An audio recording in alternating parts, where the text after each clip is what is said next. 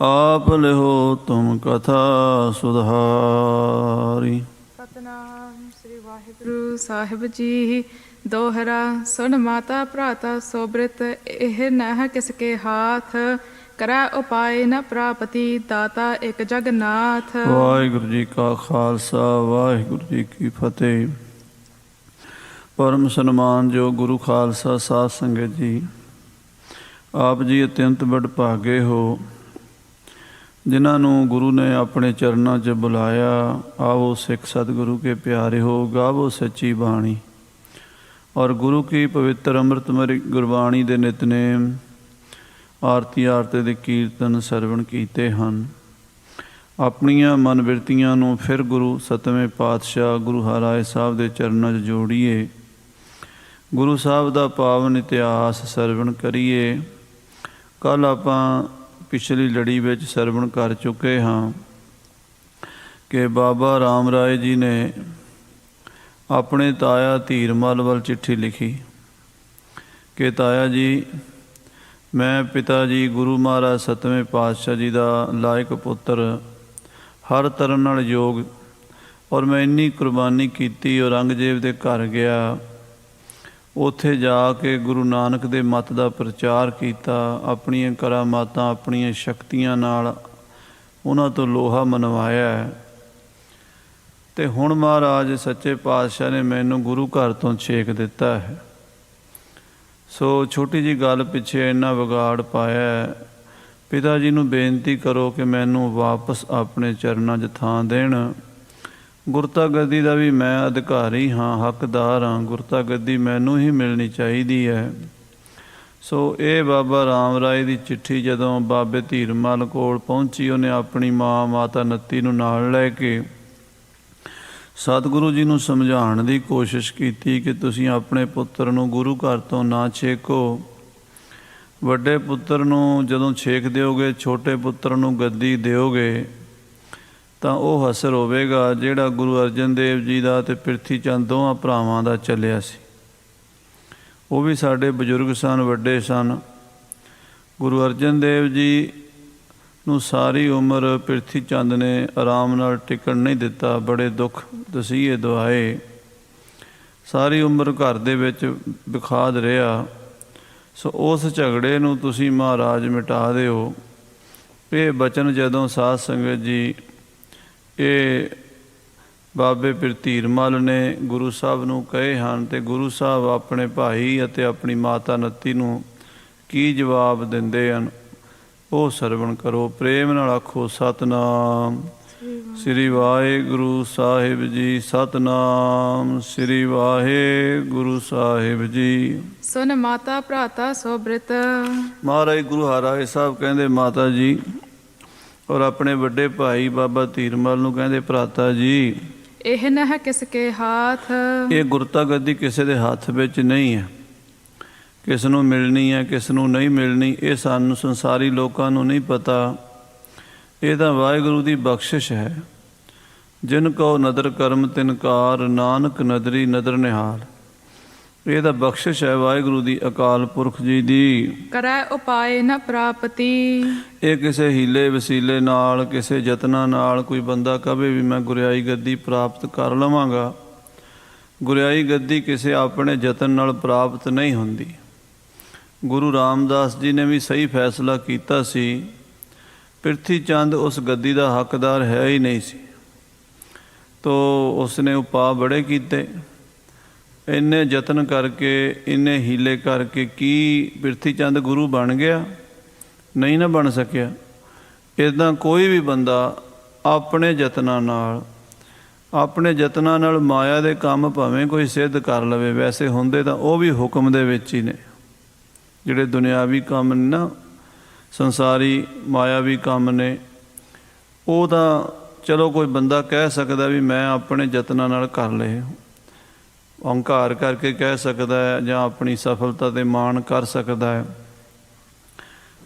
ਪਰ ਜਿਹੜੀ ਗੁਰਤਾ ਗੱਦੀ ਹੈ ਜਾਂ ਰੂਹਾਨੀ ਮੰਡਲ ਦੀ ਖੇਡ ਹੈ, ਇਹ ਆਪਣੇ ਯਤਨ ਨਾਲ ਨਹੀਂ ਮਿਲਦੀ, ਇਹ ਬਖਸ਼ਿਸ਼ ਕਿਰਪਾ ਨਾਲ ਮਿਲਦੀ ਹੈ। ਦਾਤਾ ਇੱਕ ਜਗਨਾਥ। ਇੱਕ ਜਗਤ ਦਾ ਮਾਲਕ ਦਾਤਾ ਵਾਹਿਗੁਰੂ ਆਪ ਹੀ ਦਾਤਾ ਦਵੇ। ਜਿਨ ਕੋ ਨਦਰ ਕਰਮ ਤਿਨਕਾਰ, ਜਿਨ੍ਹਾਂ ਤੇ ਕਿਰਪਾ ਕਰ ਦਵੇ, ਨਦਰ ਕਰਮ ਕਰ ਦਵੇ। ਸਭ ਕੇ ਵੱਡੇ ਆਦਿ ਸ਼੍ਰੀ ਨਾਨਕ।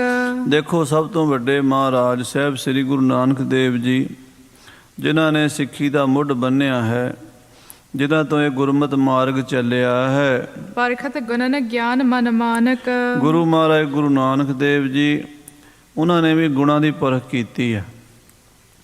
ਉਹਨਾਂ ਨੇ ਆਪਣੇ ਪੁੱਤਰਾਂ ਨੂੰ ਛੱਡ ਕੇ ਆਪਣੇ ਸੇਵਕ ਭਾਈ ਲਹਿਣੇ ਨੂੰ ਗੁਰਤਾ ਗੱਦੀ ਦਿੱਤੀ ਹੈ। ਜਿਨ ਤੇ ਪਰੇ ਅਪਰ ਨਹਿ ਕੋਈ। ਗੁਰੂ ਨਾਨਕ ਤੋਂ ਵੱਡਾ ਕੌਣ ਹੋ ਸਕਦਾ? ਸਭ ਤੇ ਵੱਡਾ ਸਤਿਗੁਰੂ ਨਾਨਕ, ਜਿਨ ਕਲ ਰਾਖੀ ਮੇਰੀ।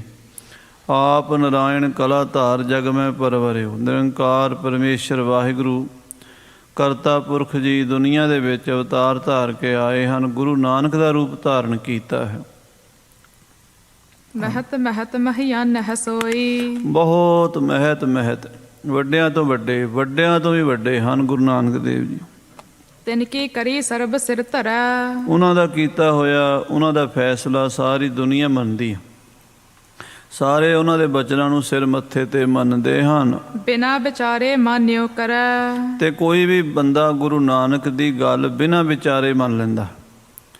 ਭਾਵ ਉਹਦੇ ਉੱਤੇ ਕੋਈ ਟਿੱਪਣੀ ਨਹੀਂ ਕਰਦਾ, ਕੋਈ ਆਲੋਚਨਾ ਨਹੀਂ ਕਰਦਾ, ਕੋਈ ਕਿਸੇ ਤਰ੍ਹਾਂ ਦਾ ਡਾਊਟ ਨਹੀਂ ਕਰਦਾ। ਗੁਰੂ ਨੇ ਜੋ ਕਹਿ ਤਾ ਠੀਕ ਹੈ। ਸਿੱਖ ਦਾ ਇਹੀ ਨਿਸ਼ਚਾ ਹੋਣਾ ਚਾਹੀਦਾ। ਅੱਜ ਕੱਲ੍ਹ ਕਈ ਸਿੱਖਾਂ ਵਾਲਾ ਬਾਣਾ ਵੀ ਪਾਈ ਫਿਰਦੇ ਹੈ ਅਤੇ ਆਪਣੀ ਮੀਖ ਮੀਨ ਵੀ ਨਹੀਂ ਛੱਡਦੇ। ਇਹ ਬਾਣੀ ਗੁਰੂ ਸਾਹਿਬ ਨੇ ਕਿਉਂ ਰਚ ਦਿੱਤੀ? ਇਹ ਨਹੀਂ ਰਚਣੀ ਚਾਹੀਦੀ, ਇੱਦਾਂ ਨਹੀਂ ਬੋਲਣਾ ਚਾਹੀਦਾ, ਇੱਦਾਂ ਨਹੀਂ ਹੋਣਾ ਚਾਹੀਦਾ। ਇਹ ਫਿਰ ਸਿੱਖਾਂ ਵਾਲੇ ਲੱਛਣ ਨਹੀਂ ਗੇ, ਇਹ ਨਾਸਤਕ ਲੋਕਾਂ ਦੀਆਂ ਬੋਲੀਆਂ ਹਨ। ਬਾਣਾ ਸਿੱਖਾਂ ਦਾ ਪਾਣ ਨਾਲ ਥੋੜ੍ਹਾ ਕੁਛ ਸਿੱਖ ਬਣ ਜਾਂਦਾ। ਜਿਵੇਂ ਭਾਈ ਗੁਰਦਾਸ ਜੀ ਨੇ ਲਿਖਿਆ ਨਾ ਵੀ ਖੁਸਰਾ ਕਹਿੰਦੇ ਮੁੱਛਾਂ ਵੀ ਸੋਹਣੀ, ਦਾੜੀ ਵੀ ਸੋਹਣੀ,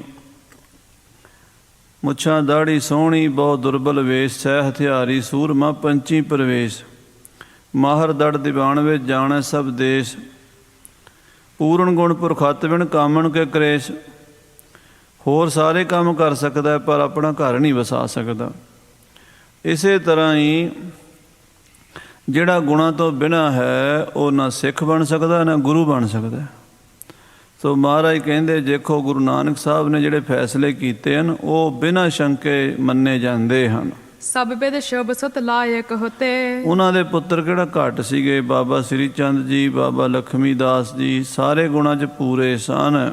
ਨਹਿ ਆਇਸ ਇੱਕ ਮਾਨੀ ਕਿਤੇ। ਕਹਿੰਦੇ ਗੁਰੂ ਨਾਨਕ ਦੇਵ ਜੀ ਮਹਾਰਾਜ ਸੱਚੇ ਪਾਤਸ਼ਾਹ ਜੀ ਦੀ ਆਗਿਆ ਨਹੀਂ ਮੰਨ ਸਕੇ। ਗੁਣ ਉਹਨਾਂ 'ਚ ਪੂਰੇ ਸਨ। ਬਾਬਾ ਸ੍ਰੀ ਚੰਦ ਵੀ ਬੜੇ ਅਵਤਾਰੀ ਪੁਰਸ਼ ਸਨ, ਬਾਬਾ ਲਖਮੀ ਦਾਸ ਜੀ ਵੀ। ਪਰ ਹੁਕਮ ਮੰਨਣਾ ਹੋਰ ਗੱਲ ਹੈ। ਇਹ ਹਰ ਗੱਲ ਹਰ ਬੰਦਾ ਨਹੀਂ ਪੂਰਾ ਹੁੰਦਾ। ਹਰ ਬੰਦਾ, ਦੁਨੀਆ ਦਾ ਕੋਈ ਬੰਦਾ, ਕੋਈ ਵੀ ਬੰਦਾ ਗੁਰੂ ਨੂੰ ਛੱਡ ਕੇ ਭਾਵੇਂ ਗੁਰੂ ਦਾ ਪੁੱਤਰ ਹੀ ਕਿਉਂ ਨਾ ਹੋਵੇ, ਉਹਦੇ ਤੋਂ ਇਹ ਉਮੀਦ ਕੀਤੀ ਜਾਵੇ ਵੀ ਉਹ ਹਰ ਕੰਮ 'ਚ ਪੂਰਾ ਹੋਵੇ। ਨਹੀਂ, ਹਰ ਕੰਮ 'ਚ ਗੁਰੂ ਹੀ ਪੂਰਾ ਹੁੰਦਾ, ਬਾਕੀ ਅਧੂਰੇ ਹੁੰਦੇ।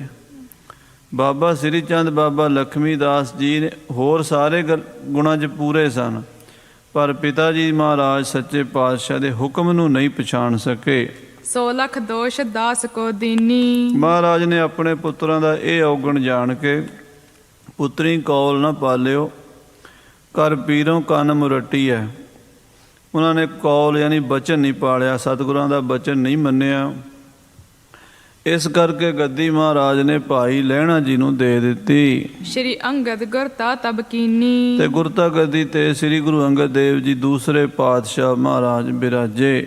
ਦਾਸੂ ਦਾਤੂ ਜੁਗ ਸੁਤ ਭਏ। ਫਿਰ ਗੁਰੂ ਅੰਗਦ ਦੇਵ ਜੀ ਦੇ ਵੀ 2 ਪੁੱਤਰ ਸਨ। ਉਹ ਵੀ ਬੜੇ ਵਿਦਵਾਨ, ਬੜੇ ਭਗਤੀ ਭਾਵਨਾ ਵਾਲੇ ਔਰ ਬੜੇ ਜਪੀ ਤਪੀ ਆਤਮਾ ਸਨ। ਬਾਬਾ ਦਾਸੂ ਜੀ, ਬਾਬਾ ਦਾਤੂ ਜੀ। ਸਭ ਬਿਦ ਕੇ ਲਾਇਕ ਲਖ ਲਏ। ਦਾਸੂ ਦਾਤੂ ਦੋਵੇਂ ਹੀ ਪੁੱਤਰ ਗੁਰੂ ਅੰਗਦ ਦੇਵ ਜੀ ਦੇ ਹਰ ਤਰ੍ਹਾਂ ਨਾਲ ਲਾਇਕ ਸਨ, ਯੋਗ ਸਨ।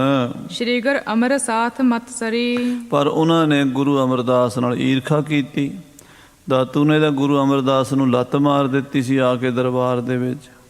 ਹਾਂਜੀ, ਨਹੀਂ ਸਰਲਤਾ ਔਰ ਮਹਤਰੀ। ਮਨ ਦੇ ਵਿੱਚ ਜਿਹੜੀ ਸਰਲਤਾ ਹੋਣੀ ਚਾਹੀਦੀ ਉਹ ਦਾਤੂ ਦੇ ਮਨ 'ਚ ਨਹੀਂ ਆਈ। ਹੋਰ ਗੁਣ ਬੜੇ ਸਨ, ਗੁਣਾਂ 'ਚ ਕਮੀ ਕੋਈ ਨਹੀਂ ਸੀ, ਪਰ ਆਹ ਗੁਣ ਕੋਈ ਨਹੀਂ ਸੀ, ਹੁਕਮ ਮੰਨਣ ਵਾਲਾ, ਭਾਣਾ ਮੰਨਣ ਵਾਲਾ। ਹਾਂਜੀ, ਅੰਤ ਸਮੈ ਨਹਿ ਲਾਇਕ ਜਾਣੇ। ਗੁਰੂ ਅੰਗਦ ਦੇਵ ਜੀ ਨੇ ਵੇਖ ਲਿਆ ਵੀ ਇਹ ਸਾਡੇ ਪੁੱਤਰਾਂ ਦੇ ਅੰਦਰ ਜੇ ਗੰਢ ਖੁੱਲ੍ਹੀ ਨਹੀਂ, ਈਰਖਾ ਦਵੈਸ਼ ਮੈਂ ਮੇਰੀ ਇਹਨਾਂ ਦੀ ਮਿਟੀ ਨਹੀਂ।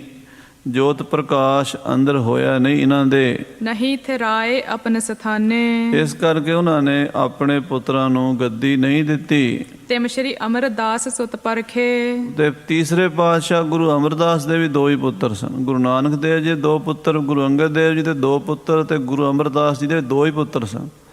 ਗੁਰੂ ਅਮਰਦਾਸ ਜੀ ਨੇ ਆਪਣੇ ਦੋਹਾਂ ਪੁੱਤਰਾਂ ਦੀ ਪ੍ਰੀਖਿਆ ਕੀਤੀ ਹੈ। ਨਹਿ ਆਗਿਆ ਕੋ ਸੁਨ ਮਨ ਹਰਖੇ।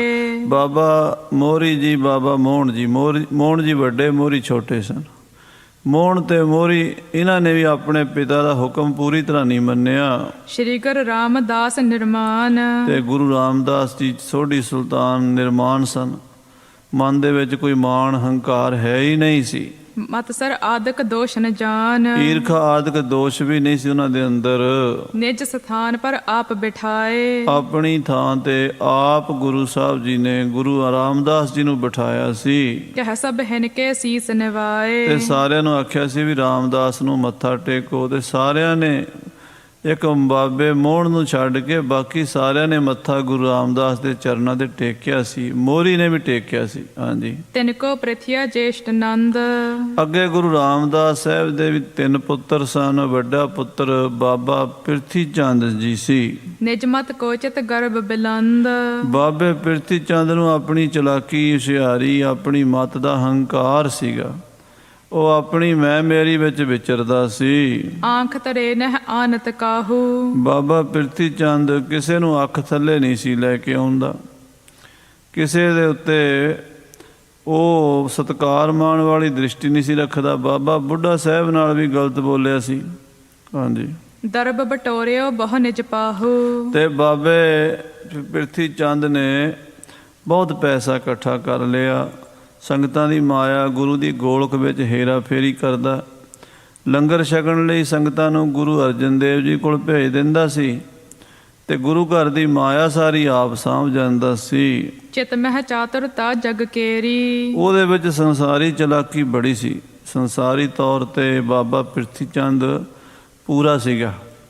ਦੁਨੀਆ ਦੇ ਵਿੱਚ ਕਿਵੇਂ ਵਿਚਰਨਾ ਹੈ, ਲੋਕਾਂ ਨੂੰ ਕਿਵੇਂ ਬੋਲਣਾ ਚਾਲਣਾ, ਕਿਵੇਂ ਮਿਲਣਾ ਗਿਲਣਾ, ਲੋਕਾਂ 'ਚ ਪ੍ਰਭਾਵ ਆਪਣਾ ਕਿਵੇਂ ਪਾਉਣਾ ਹੈ, ਇਹ ਸਾਰੀਆਂ ਗੱਲਾਂ ਬਾਬੇ ਪਿਰਥੀ ਚੰਦ ਨੂੰ ਚੰਗੀ ਤਰ੍ਹਾਂ ਆਉਂਦੀਆਂ ਸਨ। ਸਮਤ ਨ ਸ਼ਾਂਤ ਸੰਤੋਖ ਬਡੇਰੀ। ਪਰ ਸ਼ਾਂਤੀ ਕੀ ਹੁੰਦੀ ਹੈ, ਸੰਤੋਖ ਕੀ ਹੁੰਦਾ ਹੈ, ਵਿਵੇਕ ਬੁੱਧੀ ਕਿਸ ਨੂੰ ਕਹਿੰਦੇ ਨੇ, ਨਿਮਰਤਾ, ਪਿਆਰ, ਹਲੀਮੀ ਕੀ ਹੁੰਦੀ ਹੈ, ਇਹ ਨਹੀਂ ਸੀ ਆਉਂਦਾ। ਇਹ ਸਾਧ ਸੰਗਤ ਜੀ ਦੁਨੀਆ ਦੇ ਵਿੱਚ ਸਿਰਫ ਚਤਰਾਈ ਚਲਾਕੀ ਰਹਿ ਗਈ ਹੈ।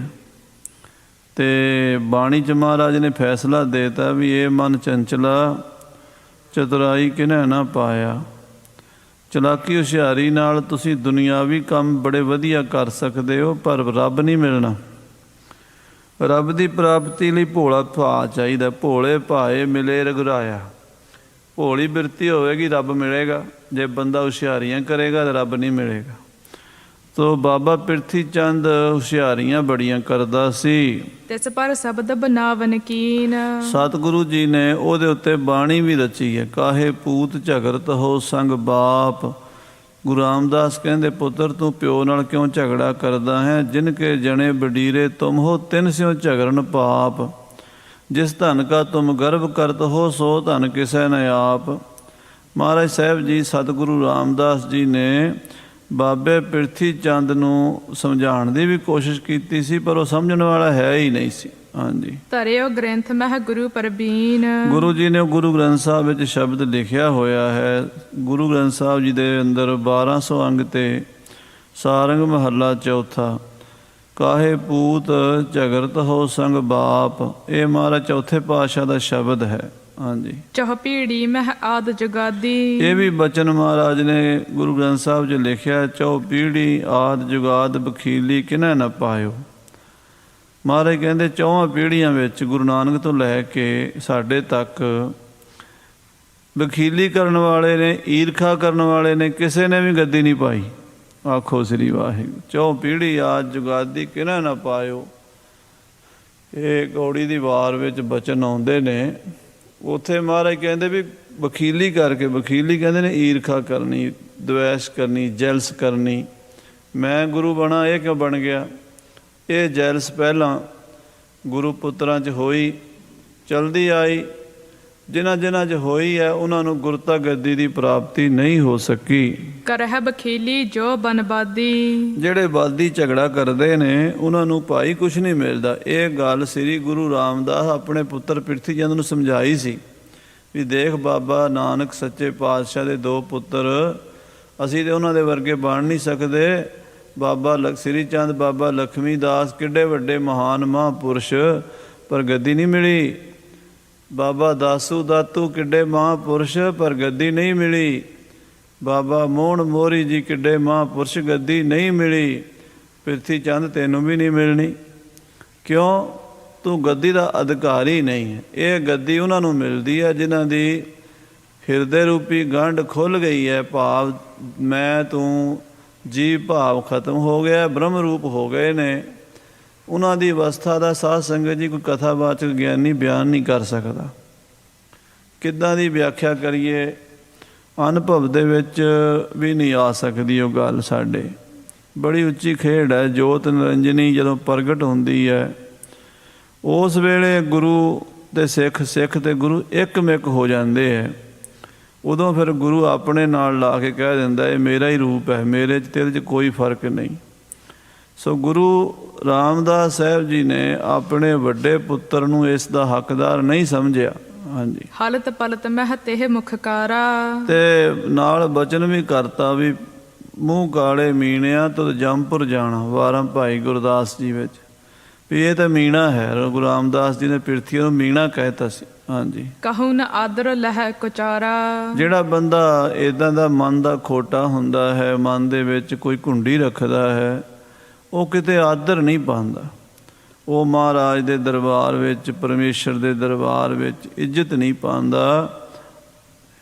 ਜੋ ਹੋ ਵਹਿ ਗੁਰ ਕੇ ਅਨੁਸਾਰੀ। ਜਿਹੜਾ ਗੁਰੂ ਦੇ ਅਨੁਸਾਰੀ ਹੋ ਕੇ ਚੱਲੇ, ਭਾਵ ਗੁਰੂ ਦੀ ਤਾਬੇਦਾਰੀ 'ਚ ਰਵੇ, ਗੁਰੂ ਦੇ ਭਾਣੇ ਵਿੱਚ ਸੋ ਸਿੱਖ ਸਖਾ ਬੰਧਪ ਹੈ ਭਾਈ। ਜੇ ਗੁਰ ਕੇ ਭਾਣੇ ਵਿੱਚ ਆਵੇ, ਆਪਣੇ ਭਾਣੇ ਜੋ ਚੱਲੇ ਭਾਈ, ਵਿਛੜ ਚੋਟਾਂ ਖਾਵੇ। ਜਿਹੜਾ ਗੁਰੂ ਦੇ ਭਾਣੇ ਵਿੱਚ ਰਹਿੰਦਾ ਹੈ, ਆਪਣੀ ਮਰਜ਼ੀ ਨਹੀਂ ਕਰਦਾ, ਉਹ ਮੁਕਤ ਹੋ ਜਾਂਦਾ। ਉਹ ਗੁਰੂ ਦੇ ਭਾਣੇ ਵਿੱਚ ਰਹਿਣ ਵਾਲਾ ਗੁਰਸਿੱਖ ਵੀ ਬਣਦਾ ਹੈ, ਬ੍ਰਹਮ ਗਿਆਨੀ ਵੀ ਬਣਦਾ ਹੈ, ਸੰਤ ਭਗਤ ਸਭ ਕੁਝ ਉਹੀ ਬਣਦਾ ਤੇ ਗੁਰੂ ਵੀ ਉਹੀ ਬਣਦਾ ਹੈ। ਹਾਂਜੀ, ਸੇਵਾ ਆਦਤਰ ਹੈ ਗੁਣ ਭਾਰੀ। ਸੇਵਾ ਸਭ ਤੋਂ ਵੱਡਾ ਗੁਣ ਹੁੰਦਾ ਹੈ। ਸੇਵਾ ਸਿਮਰਨ ਆਦਿਕ ਸ਼ੁਭ ਗੁਣਾਂ ਨੂੰ ਧਾਰਨ ਕਰਦਾ ਹੈ। ਸੋ ਲਾਇਕ ਗੁਰਤਾ ਕੀ ਬਨ ਹੈ। ਸੋ ਉਹ ਗੁਰਤਾ ਗੱਦੀ ਦਾ ਅਧਿਕਾਰੀ ਹੁੰਦਾ। ਇਹ ਗੁਰੂ ਰਾਮਦਾਸ ਜੀ ਮਹਾਰਾਜ ਨੇ ਆਪਣੇ ਪੁੱਤਰ ਪ੍ਰਿਥੀ ਚੰਦ ਨੂੰ ਗੱਲ ਸਮਝਾਈ ਸੀ। ਮਤਸਰ ਆਦ ਹੰਕਾਰ ਹਨ। ਤੇ ਨਾਲ ਕਿਹਾ ਸੀ ਵੀ ਉਹ ਆਪਣੇ ਅੰਦਰੋਂ ਈਰਖਾ ਨੂੰ, ਦੁਐਸ਼ ਨੂੰ, ਹੰਕਾਰ ਨੂੰ ਖਤਮ ਕਰ ਲੈਂਦਾ ਹੈ। ਰੀਤ ਆਦ ਤੇ ਇਹੋ ਚੱਲ ਆਈ। ਇਹ ਰੀਤੀ ਬੜੀ ਪੁਰਾਣੀ ਚੱਲੀ ਆਉਂਦੀ, ਅੱਜ ਦੀ ਥੋੜਾ। ਆਦਿ ਕਾਲ ਤੋਂ, ਬਹੁਤ ਪੁਰਾਣੇ ਸਮੇਂ ਤੋਂ ਇਹ ਚਲੀ ਆਉਂਦੀ ਹੈ ਮਰਜ਼ਾਦਾ। ਹਮ ਕਿਉਂ ਹੂਨ ਹੈ ਨਹੀਂ ਬਣਾਈ। ਮਹਾਰਾਜ ਗੁਰੂ ਹਰਾਏ ਸਾਹਿਬ ਕਹਿੰਦੇ, ਬਾਬਾ ਧੀਰਮਲ ਜੀ, ਮਾਤਾ ਜੀ, ਅਸੀਂ ਕੋਈ ਨਵੀਂ ਤਾਂ ਨਹੀਂ ਬਣਾਈ। ਤੁਸੀਂ ਕਹਿੰਦੇ ਹੋ ਰਾਮ ਰਾਏ ਨੂੰ ਗੱਦੀ ਦੇ ਦਿਓ। ਰਾਮ ਰਾਏ ਇਸ ਗੱਦੀ ਦਾ ਹੱਕਦਾਰ ਹੁੰਦਾ, ਅਸੀਂ ਦੇ ਦਿੰਦੇ। ਰਾਮ ਰਾਏ ਇਸ ਗੱਦੀ ਦਾ ਹੱਕਦਾਰ ਨਹੀਂ ਹੈ, ਇਸ ਕਰਕੇ ਗੱਦੀ ਉਸ ਨੂੰ ਨਹੀਂ ਮਿਲਣੀ। ਰਾਮ ਰਾਏ ਹਮ ਭੇਜਨ ਕੀਨ। ਰਾਮ ਰਾਏ ਨੂੰ ਅਸੀਂ ਭੇਜਿਆ ਸੀ। ਬਚਨ ਸ਼ਕਤ ਦੀਰਘ ਤਿਸ ਦੀਨ। ਤੇ ਉਹਨੂੰ ਉਹਦੇ ਬਚਨਾਂ 'ਚ ਸ਼ਕਤੀ ਪਾਈ ਸੀ। ਉਹਦੇ ਬਚਨਾਂ ਦੇ ਵਿੱਚ ਅਸੀਂ ਸ਼ਕਤੀ ਪਾਈ ਸੀ ਵੀ ਜੋ ਤੂੰ ਕਹੇਗਾ ਹੋ ਜਾਏਗਾ। ਬਸ ਇੰਨੀ ਪਾਵਰ ਦੇ ਕੇ ਉਹਨੂੰ ਭੇਜਿਆ ਤੇ ਉਹਨੇ ਉਹ ਪਾਵਰ ਪੂਰੀ ਖੁੱਲ੍ਹ ਕੇ ਵਰਤੀ ਹੈ ਦਿੱਲੀ ਦੇ ਵਿੱਚ।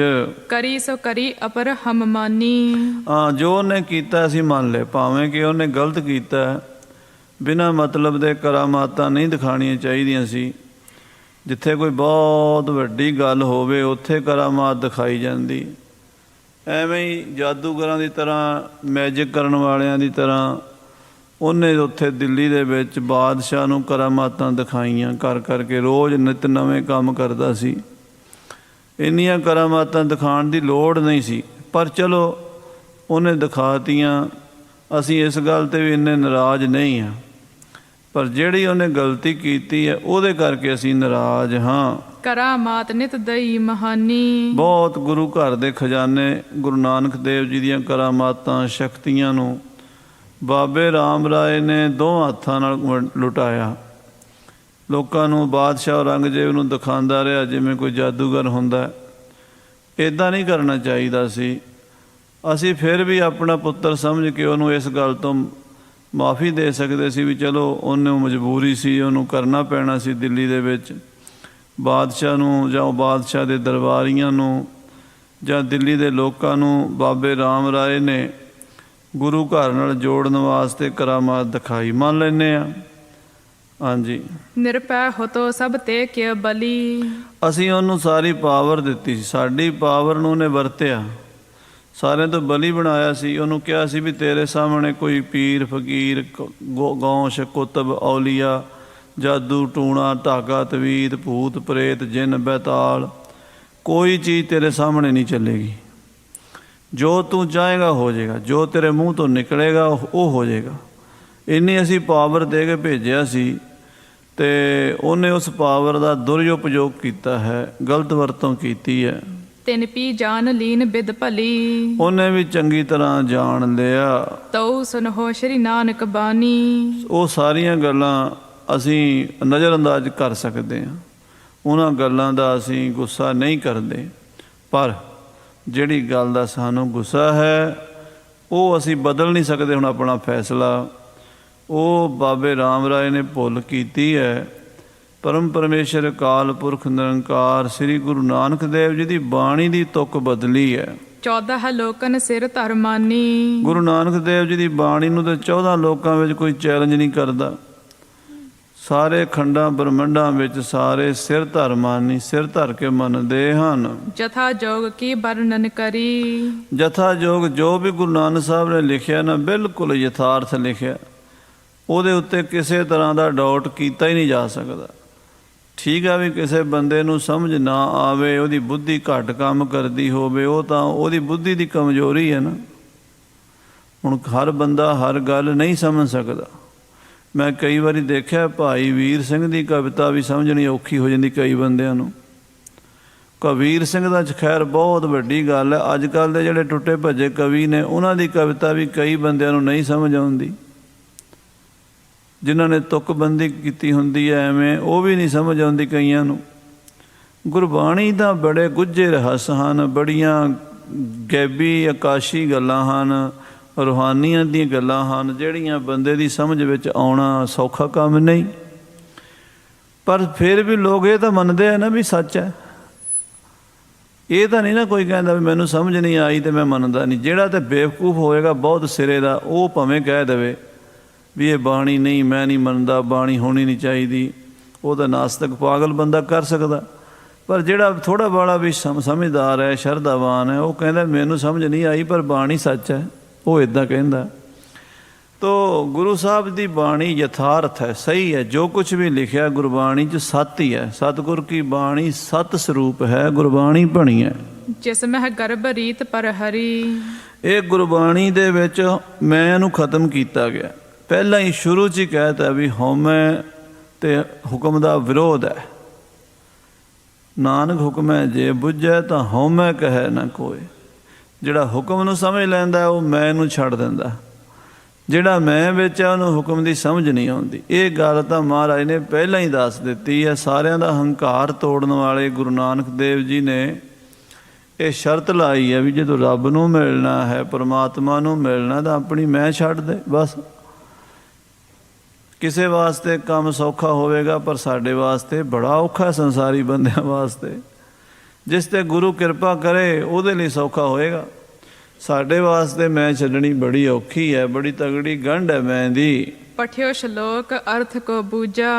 ਹਾਂ, ਬਾਦਸ਼ਾਹ ਔਰੰਗਜ਼ੇਬ ਨੇ ਬਾਬੇ ਨਾਨਕ ਦੀ ਬਾਣੀ 'ਚੋਂ ਇੱਕ ਸਲੋਕ, ਸਤਿਗੁਰੂ ਨਾਨਕ ਦੇਵ ਜੀ ਦਾ ਆਸਾ ਦੀ ਵਾਰ ਦਾ ਇਹ ਸਲੋਕ, ਉਹਦੇ ਅਰਥ ਪੁੱਛੇ ਸੀ ਪੜ੍ਹ ਕੇ। ਹਾਂਜੀ, ਗੁਪਤ ਬਿਦਤ ਜਿਸ ਕੋ ਸਭ ਸੂਝਾ। ਬਾਬੇ ਰਾਮ ਰਾਏ ਨੂੰ ਸਾਰੀਆਂ ਪਾਵਰਾਂ ਗੁਪਤ ਪ੍ਰਗਟ ਸਭ ਪਤਾ ਸੀਗਾ। ਇੱਕ ਤਾਂ ਹੁੰਦਾ ਵੀ ਬਾਹਰੀ ਅੱਖਰੀ ਅਰਥਾਂ ਦਾ ਪਤਾ ਹੋਣਾ, ਇੱਕ ਹੁੰਦਾ ਰੂਹਾਨੀ ਅਰਥਾਂ ਦਾ ਪਤਾ ਹੋਣਾ। ਬਾਬੇ ਰਾਮ ਰਾਏ ਨੂੰ ਤਾਂ ਰੂਹਾਨੀਅਤ ਦਾ ਵੀ ਪਤਾ ਸੀਗਾ, ਬਾਹਰੋਂ ਤਾਂ ਪਤਾ ਹੀ ਸੀ। ਅੱਖਰੀ ਅਰਥ ਤਾਂ ਆਉਂਦੇ ਹੀ ਗੁਰਬਾਣੀ ਦੇ, ਸਿਧਾਂਤ ਦਾ ਤਾਂ ਪਤਾ ਹੀ ਸੀ। ਉਹਨੂੰ ਅੰਦਰੋਂ ਵੀ ਪ੍ਰਕਾਸ਼ ਦਿੱਤਾ ਹੋਇਆ ਸੀ। ਅਸੀਂ, ਸਾਡਾ ਪੁੱਤਰ ਸੀ। ਹਾਂਜੀ। ਕਰਨ ਤੁਰਕੜੇ ਖੇਰ ਖੁਸ਼ਾਮਦ। ਪਰ ਤੁਰਕੜੇ ਦੀ ਖੁਸ਼ਾਮਦ ਕਰਨ ਲਈ, ਤੁਰਕੜੇ ਨੂੰ ਖੁਸ਼ ਕਰਨ ਲਈ ਔਰੰਗੇ ਨੂੰ, ਉਹਦੇ ਸਾਹਮਣੇ ਗਲਤ ਅਰਥ ਕਰਤੇ, ਬਾਣੀ ਦੇ ਅਰਥ ਬਦਲ ਦਿੱਤੇ। ਜਾਨ ਦਰਬ ਕੀ ਤਿਸ ਤੇ ਆਮਦ। ਬਈ ਇਹ ਸਾਨੂੰ ਪੈਸੇ ਦਿੰਦਾ ਹੈ, ਆਮਦਨ ਹੈ ਇਹਦੇ ਕੋਲੋਂ, ਰੋਜ਼ ਹਜ਼ਾਰਾਂ ਰੁਪਈਏ ਦਾ ਲੰਗਰ ਲਾਉਂਦਾ, ਹਾਥੀ ਘੋੜੇ ਪਾਲਕੀਆਂ ਗੱਡੀਆਂ, ਵਧੀਆ ਵਧੀਆ ਗੱਡੇ ਰੇੜੇ ਹਾਥੀ ਘੋੜੇ। ਉਸ ਜ਼ਮਾਨੇ ਦੇ ਹਿਸਾਬ ਨਾਲ ਬਾਬੇ ਰਾਮ ਰਾਏ ਦਾ ਰਾਜਿਆਂ ਵਰਗਾ ਠਾਠ ਸੀਗਾ ਉਦੋਂ। ਅਤੇ ਬਾਦਸ਼ਾਹ ਇੰਨੀ ਸੇਵਾ ਕਰਦਾ, ਜੇ ਮੈਂ ਬਾਣੀ ਦੇ ਸਹੀ ਅਰਥ ਦੱਸਾਂਗਾ ਕਿਤੇ ਮੇਰੇ ਤੋਂ ਨਾਰਾਜ਼ ਨਾ ਹੋ ਜੇ, ਇਹ ਨਾਰਾਜ਼ਗੀ ਨਾ ਮਿਲ ਜੇ ਕਿਤੇ ਬਾਦਸ਼ਾਹ ਦੀ, ਇਸ ਗੱਲ ਨੂੰ ਮੂਹਰੇ ਧਰ ਕੇ ਅਰਥ ਬਦਲ ਦਿੱਤੇ ਹਨ। ਅਰਥ ਬੇਪਰਚਾ ਕੀਨ ਸੁਨਾਵਨ। ਉਲਟੇ ਅਰਥ ਕਰਕੇ ਸੁਣਾ ਦਿੱਤੇ ਗੁਰਬਾਣੀ ਦੇ। ਹਮਕੋ ਭੀ ਨਾ ਇਹ ਮਨ ਭਾਵਨ। ਮਹਾਰਾਜ ਕਹਿੰਦੇ ਇਹ ਸਾਨੂੰ ਚੰਗਾ ਨਹੀਂ ਲੱਗਾ, ਇਹ ਗੱਲ ਸਾਨੂੰ ਨਹੀਂ ਚੰਗੀ ਲੱਗੀ। ਠੀਕ ਹੈ, ਉਹ ਜਿਹੜੀ ਕਰਾਮਾਤਾਂ ਦਿਖਾਈਆਂ ਨੇ ਅਸੀਂ ਦੇ ਕੇ ਭੇਜੀਆਂ ਸੀ, ਉਹਨੂੰ ਇੰਨੀਆਂ ਉਹ ਵੀ ਨਹੀਂ ਸੀ ਦਿਖਾਉਣੀਆਂ ਚਾਹੀਦੀਆਂ। ਕਰਾਮਾਤ ਥਾਂ ਥਾਂ 'ਤੇ ਦਿਖਾਈ ਜਾਣੀ ਜਾਦੂਗਰਾਂ ਦੀ ਤਰ੍ਹਾਂ। ਇਹ ਰਾਮ ਰਾਏ ਨੇ ਬਿਲਕੁਲ ਗਲਤ ਕੰਮ ਕੀਤਾ, ਪਰ ਉਹ ਫਿਰ ਵੀ ਮਾਫ ਹੋ ਸਕਦਾ ਸੀ। ਜਿਹੜੀ ਚੀਜ਼ ਨਹੀਂ ਮਾਫ ਹੋ ਸਕਦੀ ਉਹ ਇਹ ਹੈ ਵੀ ਉਹਨੇ ਗੁਰਬਾਣੀ ਦੇ ਅਰਥ ਗਲਤ ਕੀਤੇ, ਗੁਰਬਾਣੀ ਦੇ ਪਦ, ਗੁਰਬਾਣੀ ਦੇ ਸਿਧਾਂਤ ਨੂੰ ਬਦਲਿਆ ਹੈ। ਗੁਰਬਾਣੀ ਸਭ ਤੋਂ ਉੱਪਰ ਹੈ। ਜਿਹੜਾ ਬੰਦਾ ਗੁਰਬਾਣੀ 'ਤੇ ਉਂਗਲ ਚੱਕਦਾ ਉਹ ਸਿੱਖ ਨਹੀਂ। ਜਿਨ ਪੈ ਅਦਬ ਨਾ ਬਾਣੀ ਧਾਰਾ, ਜਾਣੋ ਸੋ ਸਿੱਖ ਨਹੀਂ ਹਮਾਰਾ। ਹਾਂਜੀ। ਹੋ ਤੋ ਸਮਰੱਥ ਸਰਬ ਕੁਛ ਕਰਬੇ। ਮਹਾਰਾਜ ਕਹਿੰਦੇ ਬਾਬਾ ਰਾਮ ਰਾਏ ਸਾਰਾ ਕੁਝ ਕਰ ਸਕਦਾ ਸੀ। ਮੁਸਲਮਾਨ ਦੀ ਮਿੱਟੀ ਸੜਦੀ ਹੋਈ ਵੀ ਰਾਮ ਰਾਏ ਦਿਖਾ ਸਕਦਾ ਸੀ ਔਰੰਗਜ਼ੇਬ ਨੂੰ। ਹਾਂਜੀ। ਨਹੀਂ ਭਰੋਸ ਆਪਣੇ ਬਲ ਧਰਬੇ। ਪਰ ਉਦੋਂ ਇਹਨੂੰ ਆਪਣੇ ਬਲ 'ਤੇ ਭਰੋਸਾ ਨਹੀਂ ਰਿਹਾ, ਆਪਣੇ ਗੁਰਬਾਣੀ ਦੇ ਨਿਸ਼ਚੇ ਤੋਂ ਡੋਲ ਗਿਆ। ਔਰੰਗਜ਼ੇਬ ਦੀ ਖੁਸ਼ਾਮਦ ਵਿੱਚ ਗੁਰੂ ਮਹਾਰਾਜ ਗੁਰੂ ਨਾਨਕ ਦੇਵ ਜੀ ਦੇ ਬਚਨ ਬਦਲ ਦਿੱਤੇ। ਤਉ ਦੇਖੀਏ ਹੈ ਅਦਕ ਸਮਾਜਾ। ਫਿਰ ਵੀ ਦੇਖੋ ਐਡਾ ਵੱਡਾ ਸਮਾਜ। ਭਇਓ ਤਸੀ ਕੋ ਜਨ ਬਨ ਰਾਜਾ। ਅੱਜ ਬਾਬਾ ਰਾਮ ਰਾਏ ਰਾਜਿਆਂ ਵਰਗਾ ਬਣਿਆ ਬੈਠਾ। ਅੱਜ ਬਾਬੇ ਰਾਮ ਰਾਏ ਕੋਲ ਗੁਰੂ ਘਰ ਨਾਲੋਂ ਵੀ ਜ਼ਿਆਦਾ ਪ੍ਰੋਪਰਟੀ ਹੋ ਗਈ, ਹਾਥੀ ਘੋੜੇ ਹੋ ਗਏ, ਫੌਜਾਂ ਹੋ ਗਈਆਂ। ਦਿੱਲੀ ਦੇ ਵਿੱਚ ਔਰੰਗਜ਼ੇਬ ਉਹਦੀ ਮੁੱਠੀ ਵਿੱਚ ਹੈ। ਜਿੱਥੇ ਚਾਹੇ ਬਾਬਾ ਰਾਮ ਰਾਏ ਆਪਣਾ ਹੁਕਮ ਮਨਾ ਸਕਦਾ ਹੈ। ਕਿਸ ਬਾਤ ਕੀ ਕਮੀ ਨਾ ਤਾਹੀ। ਉਹਨੂੰ ਕਿਸੇ ਚੀਜ਼ ਦੀ ਕਮੀ ਨਹੀਂ ਅੱਜ। ਬਨਿਓ ਪੂਜ ਬੜ ਜਗ ਕੇ ਮਾਹੀ। ਔਰ ਦੁਨੀਆ ਵਿੱਚ ਸਮਾਜ ਵਿੱਚ ਪੂਜਨੀਕ ਬਣਿਆ ਹੋਇਆ ਹੈ। ਲੋਕ ਉਹਨੂੰ ਪੂਜਾ ਕਰਦੇ, ਉਹਦੀ ਪੂਜਾ ਕਰਦੇ, ਸਤਿਕਾਰ ਕਰਦੇ, ਗੁਰੂਆਂ ਤਰ੍ਹਾਂ ਮੰਨਦੇ ਹਨ। ਆਹ ਭਵਿੱਖਿਅਤ ਮੈਂ ਵੱਡ ਹੇਤ। ਹਾਂ, ਇਹਦੇ ਵਿੱਚ ਮਹਾਰਾਜ ਸਤਵੇਂ ਪਾਤਸ਼ਾਹ ਕਹਿੰਦੇ ਬਾਬਾ ਧੀਰਮਲ ਜੀ ਔਰ ਮਾਤਾ ਜੀ, ਆਉਣ ਵਾਲੇ ਸਮੇਂ ਦੇ ਕੁਝ ਕਾਰਨ ਹਨ। ਗੁਰੂ ਸਾਹਿਬ ਜੀ ਇਹ ਗੱਲਾਂ ਆਪਣੀ ਮਾਂ ਨਾਲ ਕਰ ਰਹੇ ਨੇ, ਮਾਤਾ ਨੱਤੀ ਜੀ ਨਾਲ, ਜਾਂ ਆਪਣੇ ਵੱਡੇ ਭਰਾ ਬਾਬੇ ਧੀਰਮਲ ਨੂੰ ਸਮਝਾ ਰਹੇ ਨੇ। ਕਹਿੰਦੇ ਇਹਦੇ 'ਚ ਆਉਣ ਵਾਲੇ ਸਮੇਂ ਦੇ ਕੁਝ ਹੇਤੂ ਹਨ, ਕਾਰਨ ਹਨ। ਪਹੁੰਚੇ ਗੁਰਤਾ ਕਿਸੂ ਨਿਕੇਤ। ਗੁਰਤਾ ਗੱਦੀ ਕਿਸੇ ਹੋਰ ਘਰ ਪਹੁੰਚਣੀ ਹੈ। ਆਖੋ ਸ੍ਰੀ ਵਾਹਿਗੁਰੂ। ਇਹ ਗੁਰੂ ਮਹਾਰਾਜ ਗੁਰੂ ਅਮਰਦਾਸ ਸਾਹਿਬ ਤੋਂ ਵੀ ਬਚਨ ਹੋਇਆ ਸੀ ਵੀ ਗੱਦੀ ਮੁੜ ਘਿੜ ਕੇ ਆਏਗੀ। ਸੋ ਇਸ ਕਰਕੇ ਗੱਦੀ ਜਿਹੜੀ ਹੈ ਕਿਸੇ ਦੂਸਰੇ ਘਰ ਚਲੀ ਜਾਣੀ ਹੈ। ਭਾਵੀ ਰਚੀ ਪਰਮੇਸ਼ਵਰ ਜਥਾ। ਜਿਵੇਂ ਪਰਮੇਸ਼ਰ ਨੇ ਭਾਵੀ ਰਚੀ ਹੈ ਨਾ ਧੀਰਮਲ ਜੀ, ਉੱਦਾਂ ਹੀ ਹੋਣਾ ਹੈ। ਇਹ ਬਾਬੇ ਧੀਰਮਲ ਜੀ ਮਹਾਰਾਜ ਦੇ ਵੱਡੇ ਭਰਾ ਸਨ, ਗੁਰੂ ਰਾਏ ਸਾਹਿਬ ਜੀ ਦੇ। ਮਹਾਰਾਜ ਆਪਣੇ ਭਰਾ ਨੂੰ ਕਹਿੰਦੇ ਆ ਵੀ ਗੱਦੀ ਰਾਮ ਰਾਏ ਕੋਲ ਨਹੀਂ ਜਾਣੀ, ਗੱਦੀ ਕਿਤੇ ਹੋਰ ਚਲੀ ਜਾਣੀ ਹੈ। ਹੋਈ ਚਾਹੇ ਸਾਚੀ ਸੋ ਤਥਾ। ਉਹ ਜਿਵੇਂ ਹੋਣਾ ਹੋਵੇਂ ਹੀ ਹੋਣਾ, ਉਸ ਨੂੰ ਦੁਨੀਆ ਦੀ ਕੋਈ ਤਾਕਤ ਬਦਲ ਨਹੀਂ ਸਕਦੀ। ਪਰਮੇਸ਼ਰ ਦੇ ਹੁਕਮ ਨੂੰ, ਉਹਦੀ ਰਜਾ ਨੂੰ ਕੋਈ ਮੇਟ ਨਹੀਂ ਸਕਦਾ। ਤਿਸ ਮੈਂ ਹੈ ਬਸ ਨ ਹੈ ਕਿਸ ਹੂੰ ਕੇਰਾ। ਇਹਦੇ ਵਿੱਚ ਕਿਸੇ ਦਾ ਕੋਈ ਵਾਸ ਨਹੀਂ ਹੈ, ਇਹਦੇ ਵਿੱਚ ਕਿਸੇ ਦਾ ਕੋਈ ਜ਼ੋਰ ਨਹੀਂ ਹੈ। ਬ੍ਰਿਥਾ ਕਰੈ ਬਲ ਜਤਨ ਬਡੇਰਾ। ਕਹਿੰਦੇ ਜੇ ਕੋਈ ਐਵੇਂ ਹੀ ਜੋ ਬਿਰਥਾ ਹੀ ਜ਼ੋਰ ਲਾਈ ਜਾਵੇ, ਟੱਕਰਾਂ ਮਾਰੀ ਜਾਵੇ, ਵੀ ਮੈਂ ਕਰ ਦਿਆਂਗਾ, ਮੈਂ ਉਹ ਕਰ ਦਿਆਂਗਾ, ਮੈਂ ਇੱਦਾਂ ਕਰਾਂਗਾ, ਮੈਂ ਉੱਦਾਂ ਕਰਾਂਗਾ, ਸੋਚੀ ਜਾਵੇ। ਸਹਿ ਸਿਆਣਪਾਂ ਲੱਖ ਹੋਏ ਤਾਂ ਇੱਕ ਨਾ ਚੱਲੇ ਨਾਲ। ਮਹਾਰਾਜ ਕਹਿੰਦੇ ਗੱਦੀ ਨਾ ਕਿਸੇ ਤੋਂ ਖੋਈ ਜਾਣੀ ਹੈ, ਨਾ ਕਿਸੇ ਨੂੰ ਦਿੱਤੀ ਜਾਣੀ। ਇਹ ਤਾਂ ਗੱਦੀ ਜਿਹਦੇ ਕੋਲ ਜਾਣੀ ਆਪੇ ਹੀ ਜਾਣੀ ਹੈ। ਹਾਂਜੀ। ਸੁਨ ਮਾਤਾ ਭਰਾਤਾ ਗੁਰਬੈਨ। ਗੁਰੂ ਸਾਹਿਬ ਦੇ ਬਚਨ ਮਾਤਾ ਨੱਤੀ ਜੀ ਨੇ ਵੀ ਸੁਣੇ ਤੇ ਵੱਡੇ ਭਰਾ ਧੀਰਮਲ ਨੇ ਵੀ ਸੁਣੇ। ਨਹੀਂ ਭਈ ਚਿਤ ਮੈਂ ਕਿਮ ਚੈਨ। ਪਰ ਉਹਨਾਂ ਦੇ ਉੱਤੇ ਕੋਈ ਅਸਰ ਨਹੀਂ ਹੋਇਆ ਗੁਰੂ ਦੇ ਬਚਨਾਂ ਦਾ, ਮਨ ਨੂੰ ਸ਼ਾਂਤੀ ਨਹੀਂ ਆਈ। ਪੱਥਰ ਪਾਣੀ ਰੱਖੀਏ ਮਨ ਹੱਠ ਨਾ ਕੱਟੈ। ਬਾਬਾ ਧੀਰਮਲ ਵੀ ਪੱਥਰ ਬਿਰਤੀ ਦਾ ਹੀ ਸੀਗਾ, ਉਹ ਵੀ ਸਾਧ ਸੰਗਤ ਜੀ ਪ੍ਰਿਥੀ ਚੰਦ ਦਾ ਹੀ ਅਵਤਾਰ ਸੀਗਾ। ਅੱਗੇ ਰਾਮ ਰਾਏ ਵੀ ਉਹੋ ਜਿਹਾ ਹੀ ਸੀ। ਇਹ ਪੀੜ੍ਹੀ ਚਲਦੀ ਆਈ। ਬਾਬਾ ਧੀਰਮਲ ਜਦੋਂ ਜੰਮਿਆ ਸੀ ਉਦੋਂ 6ਵੇਂ ਪਾਤਸ਼ਾਹ ਨੂੰ ਵਧਾਈ ਦਿੱਤੀ ਦਾਈਆਂ ਨੇ, ਮਹਾਰਾਜ ਤੁਹਾਡਾ ਪੋਤਰਾ ਹੋਇਆ, ਵਧਾਈ ਹੋਵੇ। ਮਹਾਰਾਜ ਕਹਿੰਦੇ ਵਧਾਈ ਹੋਵੇ ਭਾਈ, ਸਾਡਾ ਤਾਇਆ ਹੀ ਲੱਗਦਾ ਮੁੜ ਕੇ ਆ ਗਿਆ। ਅੱਗੇ ਤਾਇਆ ਸੀ, ਹੁਣ ਪੋਤਾ ਬਣ ਕੇ ਆ ਗਿਆ। ਅੱਗੇ ਉਹਦਾ ਭਤੀਜਾ ਹੋ ਗਿਆ ਬਾਬਾ ਰਾਮ ਰਾਏ। ਸੋ ਇਹ ਤਿੰਨੇ ਇੱਕੋ ਜਿਹੇ ਹੋਏ ਲਗਭਗ। ਸੋ ਧੀਰਮਲ ਦੇ ਮਨ ਨੂੰ ਸ਼ਾਂਤੀ ਨਹੀਂ ਆਈ। ਗੁਰੂ ਹਰਿਰਾਏ ਸਾਹਿਬ ਨੇ ਬੜੇ ਪ੍ਰੇਮ ਨਾਲ ਸਮਝਾਇਆ, ਭਰਾ ਜੀ ਹੁਕਮ ਦੀ ਖੇਡ ਹੋਣੀ ਹੈ ਵੀ ਜਿਹਦੇ ਮੱਥੇ ਤੇ ਮਹਾਰਾਜ ਨੇ ਲਿਖਿਆ ਉਹਨੂੰ ਗੁਰਿਆਈ ਮਿਲ ਜਾਣੀ ਹੈ। ਇਹ ਤਾਂ ਕਿਸੇ ਦੀ ਪਿਓ ਦੀ ਪ੍ਰੋਪਰਟੀ ਥੋੜ੍ਹਾ ਵੀ ਉਹ ਖੋਹ ਲੇਗਾ ਮੱਲ ਲੇਗਾ। ਇਹ ਦਰਗਾਹੀ ਬਖਸ਼ਿਸ਼ ਹੈ। ਦਰਗਾਹੀ ਬਖਸ਼ਿਸ਼ ਦਰਗਾਹੀ ਬੰਦਿਆਂ ਨੂੰ ਮਿਲਦੀ ਹੈ। ਜਿਨ੍ਹਾਂ ਕੋਲ ਜਾਣੀ ਉਹਨਾਂ ਕੋਲ ਚਲੀ ਜਾਣੀ ਹੈ। ਇਸ਼ਾਰਾ ਸੀ ਵੀ ਗੁਰੂ ਤੇਗ ਬਹਾਦਰ ਸਾਹਿਬ ਕੋਲ ਜਾਣੀ ਹੈ, ਫਿਰ ਗੁਰੂ ਗੋਬਿੰਦ ਸਿੰਘ ਕੋਲ ਜਾਣੀ ਹੈ, ਵਾਇਆ ਗੁਰੂ ਹਰਕ੍ਰਿਸ਼ਨ ਸਾਹਿਬ ਦੇ। ਜੇ ਗੁਰੂ ਹਰਕ੍ਰਿਸ਼ਨ ਸਾਹਿਬ ਜੀ ਮਹਾਰਾਜ ਗੱਦੀ 'ਤੇ ਬੈਠਣਗੇ, ਫਿਰ ਛੋਟੀ ਅਵਸਥਾ ਵਿੱਚ ਜੋਤੀ ਜੋ ਸਮਾਣਗੇ, ਅਤੇ ਤਾਂ ਹੀ ਗੁਰੂ ਤੇਗ ਬਹਾਦਰ ਸਾਹਿਬ ਕੋਲ ਗੱਦੀ ਜਾਣੀ। ਬਚਨ ਇੱਦਾਂ ਹੋਣਾ। ਹਾਂਜੀ। ਅਪਰ ਬਾਰਤਾ ਬਹੁਰ ਉਚਾਰੀ। ਹੋਰ ਸਾਰੀ ਗੱਲ ਮਹਾਰਾਜ ਨੇ ਬਾਬੇ ਧੀਰਮਲ ਨੂੰ ਅਤੇ ਮਾਤਾ ਨੱਤੀ ਨੂੰ ਸਮਝਾਉਣ ਦੀ ਕੋਸ਼ਿਸ਼ ਕੀਤੀ, ਪਰ ਉਹਨਾਂ ਨੇ ਨਹੀਂ ਸਮਝੀ। ਰਾਮ ਰਾਏ ਕੀ ਕੀਰਤ ਵਾਰੀ। ਕਹਿੰਦੇ ਉਹ ਮਾਤਾ ਨੱਤੀ ਵੀ ਆਪਣੇ ਪੋਤਰੇ ਦਾ ਮੋਹ ਕਰਦੀ ਸੀ ਨਾ। ਪੋਤਰਾ ਹੀ ਲੱਗਦਾ ਸੀ ਰਾਮ ਰਾਏ, ਮਾਤਾ ਨੱਤੀ ਦਾ ਸਕਾ ਵੱਡਾ ਪੋਤਰਾ ਸੀ। ਅਤੇ ਆਪਣੇ ਪੋਤੇ ਨੂੰ ਗੱਦੀ ਮਿਲ ਜਾਵੇ, ਵੱਡੇ ਨੂੰ, ਘਰ 'ਚ ਝਗੜਾ ਨਾ ਹੋਵੇ, ਮਾਂ ਤਾਂ ਇਹ ਸੋਚਦੀ ਸੀ। ਅਤੇ ਧੀਰਮਲ ਵੀ ਹੁਣ ਰਾਮ ਰਾਏ ਦਾ ਪੱਖ ਲੈਣ ਲੱਗ ਪਿਆ ਵੀ ਮੈਨੂੰ ਤਾਂ ਗੱਦੀ ਨਹੀਂ ਮਿਲੀ, ਚਲੋ ਮੇਰੇ ਭਤੀਜੇ ਨੂੰ ਮਿਲ ਜੇ, ਉਹ ਵੀ ਮੇਰੇ ਖਿਆਲਾਂ ਦਾ ਹੀ ਹੈ। ਜਿੱਦਾਂ ਦੇ ਖਿਆਲ ਹੋਣ ਨਾ, ਅਸੀਂ ਉੱਦਾਂ ਦੇ ਬੰਦਿਆਂ ਨੂੰ ਅੱਗੇ ਲਿਆਉਣਾ ਚਾਹੁੰਦੇ। ਹਰ ਬੰਦੇ ਦੀ ਜਿੱਦਾਂ ਦਾ ਨੇਚਰ ਆਪਣਾ ਹੁੰਦਾ, ਉੱਦਾਂ ਦੇ ਬੰਦੇ ਨੂੰ ਅਸੀਂ ਲਾਇਕ ਕਰਦੇ ਹਾਂ। ਧੀਰਮਲ ਦਾ ਜਿੱਦਾਂ ਦਾ ਨੇਚਰ ਸੀ ਉੱਦਾਂ ਦਾ ਹੀ ਕੁਛ ਰਲਦਾ ਮਿਲਦਾ ਰਾਮ ਰਾਏ ਦਾ ਵੀ ਸੀਗਾ। ਤੋ ਰਾਮ ਰਾਏ ਨੂੰ ਸਪੋਰਟ ਕਰ ਰਿਹਾ ਧੀਰਮਲ, ਮਾਤਾ ਨੱਤੀ ਵੀ ਕਰ ਰਹੀ ਹੈ।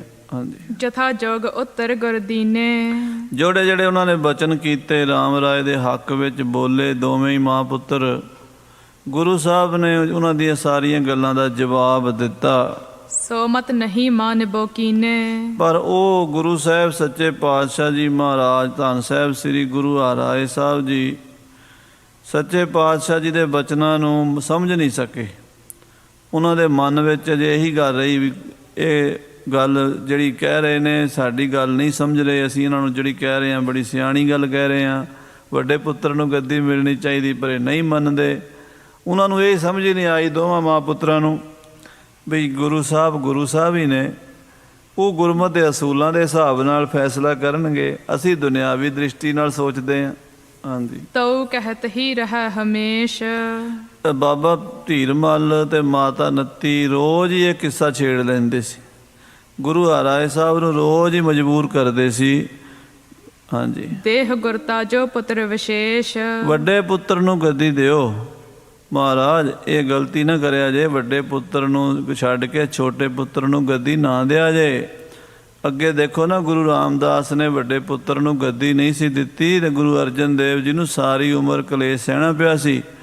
ਜੇ ਤੁਸੀਂ ਛੋਟੇ ਨੂੰ ਗੱਦੀ ਦੇ ਦਿਓਗੇ, ਦੋਵੇਂ ਭਰਾ ਲੜੀ ਜਾਣਗੇ, ਆਪਸ ਵਿੱਚ ਕਲੇਸ਼ ਹੋਵੇਗਾ।